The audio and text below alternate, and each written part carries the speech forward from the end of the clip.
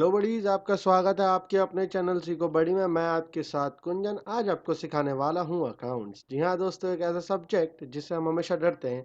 तो आज हम जानेंगे क्या होता है अकाउंट्स और उससे जुड़ी चीज़ें। मेरे साथ पूरे वीडियो में बने रहिएगा। इस वीडियो के अंत तक आप बहुत सी ऐसी चीज़ें जान जाएंगे कि जो अकाउंट से जुड़ी है, वो भी बहुत ही ईजी वे में। मैं आपको बहुत ही ईजी वे में समझाने की कोशिश करूंगा, तो बने रहिए मेरे साथ सीखो बड़ी में।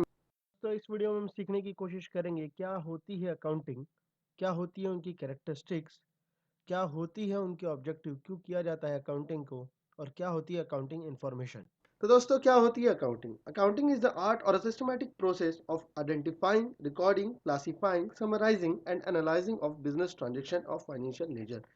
दोस्तों, अकाउंटिंग एक ऐसी आर्ट होती है जिसमें आप पहले जो भी बिजनेस के लेन देन होते हैं उसको आप पहले पहचानते हैं, फिर उसको कहीं लिखते हैं, रिकॉर्ड करते हैं, उसके बाद उसको छटनी करते हैं। ठीक है, अलग अलग हिस्सों में अलग अलग जो तरीके के अलग अलग जो ट्रांजेक्शन्स होते हैं, लेन देन होती है, उसको उसके हिसाब से जमाया जाता है।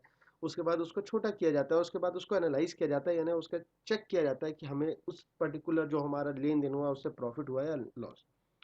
जनरली दोस्तों, जो अकाउंटिंग होती है वो सिर्फ तीन चीज़ों को जानने के लिए करते हैं कि हमारे पास क्या रिसोर्सेस अवेलेबल है, क्या संसाधन उपलब्ध है, उन संसाधनों को, उन रिसोर्सेस को हमने कहाँ कहाँ पे यूज़ किया, और उन रिसोर्सेस को जहाँ पे हमने यूज़ किया उससे हमें रिजल्ट क्या मिला। तो आप समझ गए होंगे अकाउंटिंग क्या होती है। अब हम बात करेंगे बुक कीपिंग की। बुक कीपिंग अकाउंटिंग का ही एक पार्ट है, लेकिन ये दोनों इनसेपरेबल है, दोनों एक दूसरे को कॉम्प्लीमेंट करते, दोनों एक दूसरे के बिना अधूरे हैं।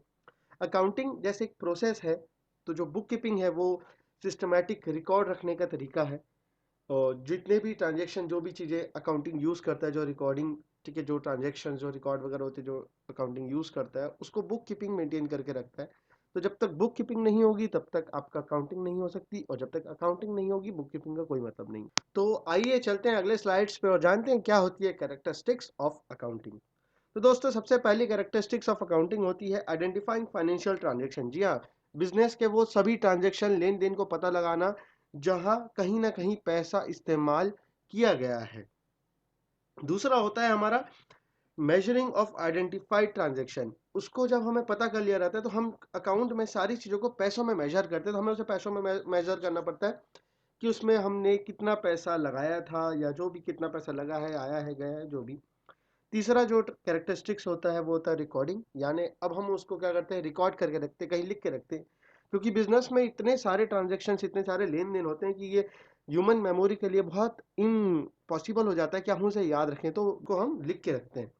चौथा जो कैरेक्टरिस्टिक्स है क्लासीफाइंग, उसको हम अलग अलग लेन देन को अलग अलग हिसाब से हम उसको छट नहीं करते, जनरली हम बोल सकते हैं छाट के रखते हैं। जैसे जो बिका हुआ सामान है, बिकने से रिलेटेड सारे जो ट्रांजेक्शन्स हैं, लेन देन है, वो एक तरफ, खरीदने से सारे ट्रांजेक्शन एक तरफ। इस तरीके से हम उसको क्लासिफाई करते हैं।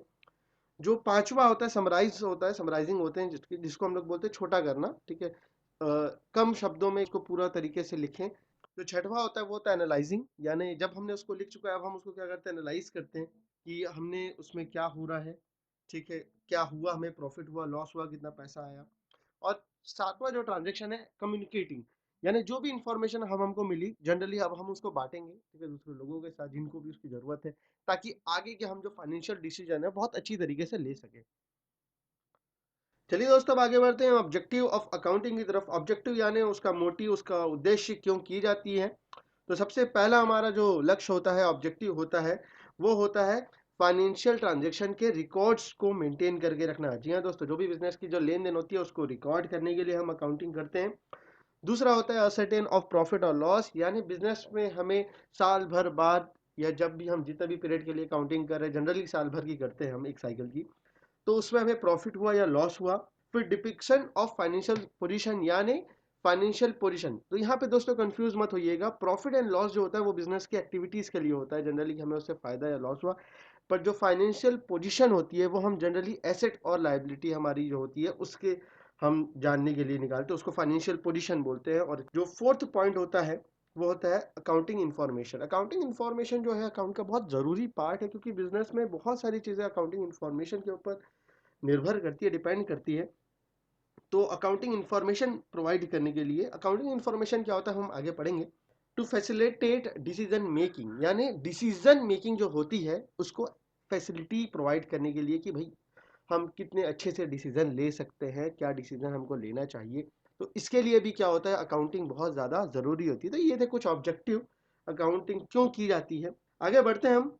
Accounting information. अकाउंटिंग इन्फॉर्मेशन क्या होती है? अकाउंटिंग इन्फॉर्मेशन वो सारी जानकारियाँ होती है, वो इन्फॉर्मेशन होती है जो हम पूरा जो प्रोसेस करते हैं, रिकॉर्डिंग, क्लासिफाइंग, समराइजिंग, एनालाइजिंग, उसके बाद जो जानकारी हमें मिलती है, जानकारी को जब हम हमारे जो कंपनी के लोग होते हैं या जो भी जिनसे भी जो जिनके लिए वो ज़रूरी हो उनको बांटते हैं, तो उन सारी जानकारी को हम बोलते हैं अकाउंटिंग इन्फॉर्मेशन।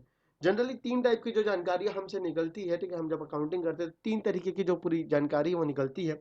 जानकारी निकलती प्रॉफिट और लॉस से रिलेटेड, फाइनेंशियल पोजीशन, जैसे मैंने आपको बताया प्रॉफिट एंड लॉस अलग होता है, फाइनेंशियल पोजीशन अलग होती है, एसेट और लायबिलिटीज के लिए रहती है। और जो हमारा जो तीसरा जो इन्फॉर्मेशन रहता है वो कैश फ्लो में, कि हमने बिजनेस में कितना पैसा हमारे बिजनेस से गया है, कितना पैसा आया है। अकाउंटिंग इन्फॉर्मेशन जो रहता है, ठीक है, उसके कुछ यूजर्स हम कहते हैं, अकाउंटिंग यूजर्स बोलते हैं, ठीक है। वो भी 2 तरीके के होते हैं जो यूजर्स होते हैं, इंटरनल और एक्सटर्नल। इंटरनल यूजर मतलब वो, ठीक है, इंसान जिनके लिए अकाउंटिंग इन्फॉर्मेशन जिनको हम देते हैं, जैसे जो हमारे मैनेजर होंगे, जो हमारे मैनेजमेंट या जो भी हमारे फाइनेंशियल डिपार्टमेंट के जो एम्प्लॉयज़ होंगे उनके लिए, ठीक है, मालिक होंगे, ओनर्स होंगे, ठीक है, स्टॉक होल्डर्स होंगे जिन्होंने हमारी कंपनी के शेयर वगैरह खरीदे होंगे। और एक्सटर्नल यूजर यानी जो कस्टमर होंगे, ठीक है, जो हमारी कस्टमर जैसे पब्लिक कंपनी वगैरह अपना बैलेंस शीट वगैरह बताती है। क्रेडिटर्स हो गए, वो जानना चाहते हैं कि भाई हमारा पैसा जो हमको लेना है वो हम ले दे पाएगी कि नहीं कंपनी, या कि कोई दूसरा इंसान जिनसे हम चाह रहे कि वो हमारी बिजनेस में पैसा लगाए, तो भाई वो क्यों लगाएगा जब तक हमारी कंपनी के बारे में उसको कोई जानकारी नहीं होगी। तो थ्रू फाइनेंशियल स्टेटस या फाइनेंशियल आपका जो स्टेटमेंट वगैरह रहता है, जो अकाउंटिंग इन्फॉर्मेशन रहती है, उससे वो पता कर सकता है कि बिजनेस कैसा चल रहा है। गवर्नमेंट हो गई जैसे टैक्स लायबिलिटी वगैरह के लिए, तो ये सारे एक्सटर्नल यूजर होते हैं। तो ये था दोस्तों पार्ट 1, ठीक है, class 11th lesson number 1, introduction of accounting का पार्ट 1। यहाँ पे हाँ आज हम पार्ट 1 खत्म करते हैं, और आगे बहुत सी चीज़ें हैं जो हम पार्ट 2 में बहुत जल्दी लेके आएंगे। तो बने रहिएगा सीखो बड़ी के साथ। मैं हूँ आपका बड़ी कुंजन। सीखते रहिए, हंसते रहिए। और अगर आपको मेरा वीडियो पसंद आ रहा है तो लाइक करें, सब्सक्राइब करें, शेयर करें दोस्तों के साथ। आइए इन्फॉर्मेशन बांटें। Thank you.